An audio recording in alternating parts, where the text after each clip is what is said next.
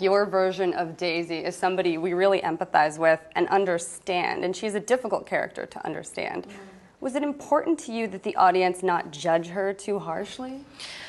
No, I didn't really think about the audience that much. Baz sort of said to me at the beginning, like, don't worry about that, just, play her as you see her and as we see her. And I felt what was most important is that I didn't judge her. So from the outset, I tried to think sort of logically about the choices that she makes, and actually they are pretty rational in terms of her being a product of her time, coming up in a very wealthy society, marrying for money, which was entirely expected of her. And then, ending up in an abusive relationship and being whisked off by nostalgia. So I was sort of empathetic, I think, and then I think that sort of translates. There's a line where Daisy says, "That's the best thing a girl can be in this world, a beautiful little fool." And I feel like actresses have to take on that role a lot because of the scarcity of roles with depth. You, however, have had a career where there's always more to the character than just looks. Well, from a couple of years ago, and I was really, really lucky to be in a film that had some attention and therefore gave me a little bit more access to projects. So I started to be able to not do, when I was younger, I just did everything.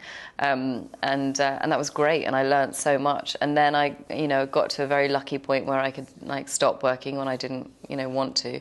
And so I just tried to find characters that are completely separate from one another, and there are no, and never to take on a project where I feel comfortable playing the part, just taking on things that sort of make me nervous and that I have to sort of figure out in a way. You had a year to prepare for this film. What do you think that allowed you to bring to the role versus if you had had, maybe weeks to prepare or a few months to prepare? Some of my favorite parts of this whole process was the preparation, and from the word go, Baz really wanted to look at Zelda Fitzgerald and Ginevra King as being the two inspirations for Daisy.